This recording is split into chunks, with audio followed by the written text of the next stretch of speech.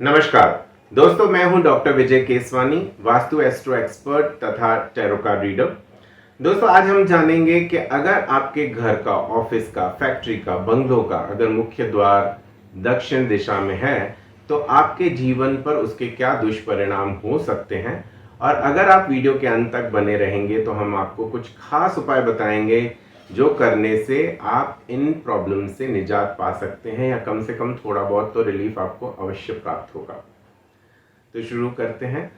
अगर आपके घर का मुख्य द्वार दक्षिण यानी साउथ डायरेक्शन में है तो घर में जो व्यक्ति हैं उनकी जिंदगी में बहुत सारा धन जो है वो व्यय होता है बड़ी बड़ी बीमारियों में, जिसका मतलब है कि लॉन्ग टर्म डिजीज, ऐसी बीमारियां जो बहुत समय तक चलती हैं, या समय समय पे ऑपरेशंस कराने पड़ सकते हैं, या अकस्मात कहीं न कहीं कोई न कोई एक्सीडेंट होने की संभावनाएं बनती हैं।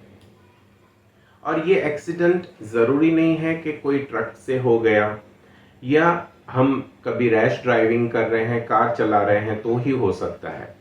बहुत छोटी जगहों में भी बड़े एक्सीडेंट हो जाते हैं। मान लीजिए कि आप बाथरूम में नहा रहे हैं एंड सडनली थोड़े सोप सॉल्यूशन पे आपकी पैर फिसल जाती है और आप गिर जाते हैं, और बाद में पता चलता है कि आपके टांगों का या पीठ का फ्रैक्चर हो चुका है और आपको बहुत समय तक हॉस्पिटल में अपना समय गुजारना पड़ता है। ये संभावना है, मैं ये नहीं कहता कि हमेशा ऐसा होता है, लेकिन इस तरह के चांसेस तो बनते ही रहते हैं। और एक बार नहीं, कई बार ऐसा होता है।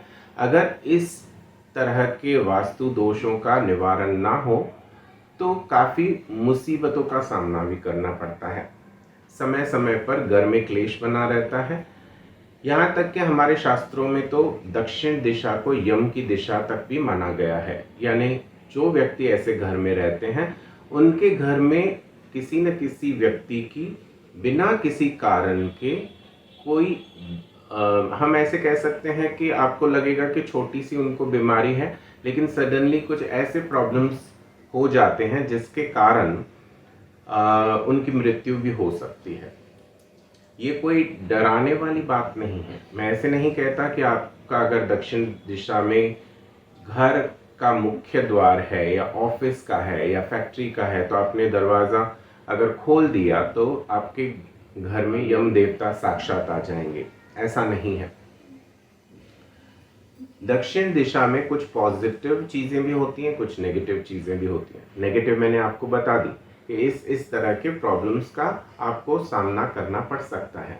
लेकिन अगर आपके घर का मुख्य द्वार दक्षिण दिशा में है तो आपको कॉन्फिडेंस भी देता है, क्योंकि यहाँ पे मंगल ग्रह का वास होता है जो लीडरशिप क्वालिटीज देता है, जो आपका विल पावर को मजबूत करने में मदद करता है।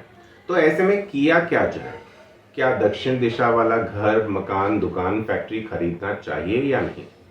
तो मेरा जवाब तो ये रहेगा, अगर आप वास्तु में बिलीव करते हैं और उसमें विश्वास करते हैं तो अवॉइड करने की कोशिश करें।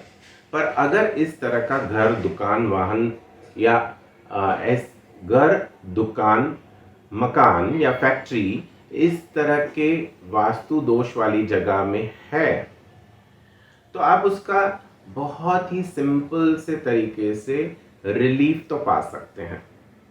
इसका सबसे अच्छा उपाय जो आप खुद कर सकते हैं, लेकिन मैं आपको सलाह तो यही दूंगा कि पहले आप किसी अच्छे वास्तु कंसल्टेंट की सलाह लें, उनके दोषों का निवारण करें और फिर ही ऐसे घर में, ऑफिस में, फैक्ट्री में कदम रखें। पर अगर ऐसा संभव नहीं हो पाता है तो एक ऐसा मैं उपाय आपको बताता हूं जिससे कि थोड़ा बहुत आपको रिलीफ आ जाएगा। मान लीजिए कि 10 to 20% तो आप बचे रहेंगे। तो आपको करना क्या है, जितना भी दरवाजे का विड्थ है, जैसे एक लेंथ होता है, एक विड्थ होता है, उसका जो मोटाई है, लंबाई नहीं, जो मोटाई है, उतनी आप स्पेस मेजर कर लीजिए, अच्छे से माप ले लीजिए, और उतनी ताम्रपत्र की कोई पट्टी ले लीजिए और उसे नीचे ज़मीन पर जो उम्बरा होता है वहाँ पे आप इसे चिपका दीजिए। दूसरा तरीका, तांबे से बनी हुई एक वायर लें और सीशेल्स जैसे कौड़ियाँ होती हैं या इस तरह के शंख वगैरह होते हैं, यह चीज़ें जो हैं उसमें थोड़े से छेद करवा के और उनको अच्छे से एक तोरण के रूप में बनवाकर घर के, ऑफिस के, फैक्ट्री के, बंगलों के, हॉस्पिटल के, मॉल के मुख्य दरवाजे पे आप इसे तोरण के रूप में लगा सकते हैं। इससे 10 से 20% आपको रिलीफ अवश्य आएगा। दोस्तों, अगर आप चाहते हैं कि आपको इसी तरह के वास्तु नोटिफिकेशंस मिलते रहें, हमारे प्रोग्राम्स आपको समय समय पर अगर देखने हैं तो please do like, share and subscribe to our YouTube channel.